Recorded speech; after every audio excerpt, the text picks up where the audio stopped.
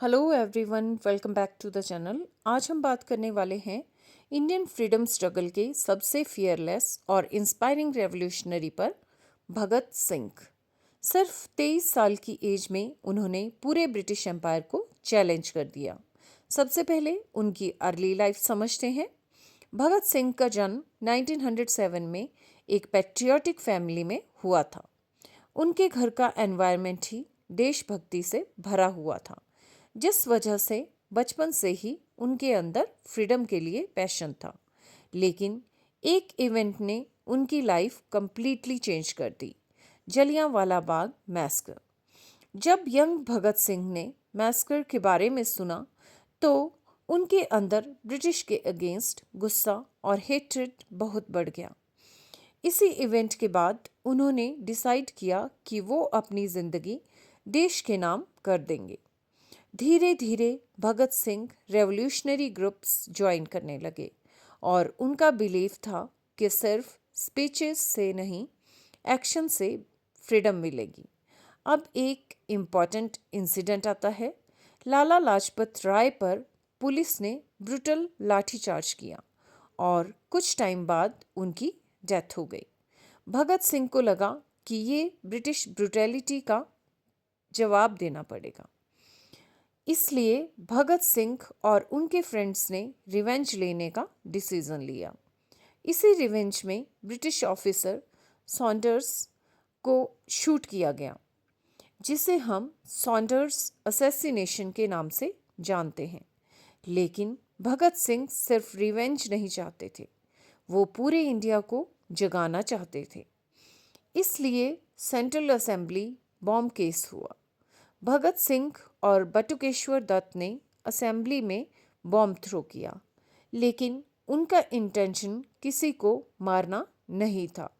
वो सिर्फ British government को मैसेज देना चाहते थे। और उस वक्त एक स्लोगन पूरे इंडिया में फेमस हो गया, इनकलाब जिंदाबाद।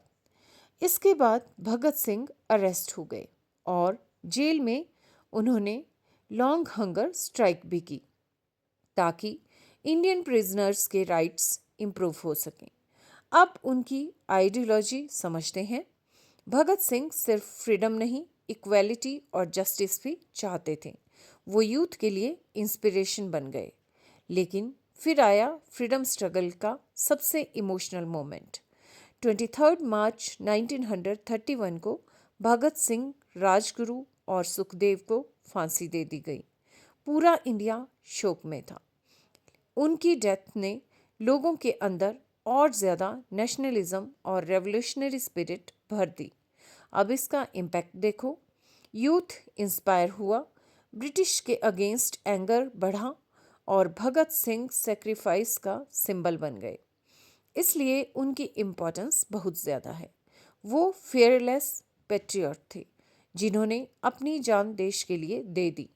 अब एक डीप कॉन्सेप्ट समझ लो। महात्मा गांधी नॉन वायलेंस पर बिलीव करते थे, जबकि भगत सिंह रेवोल्यूशनरी एक्शन में बिलीव करते थे।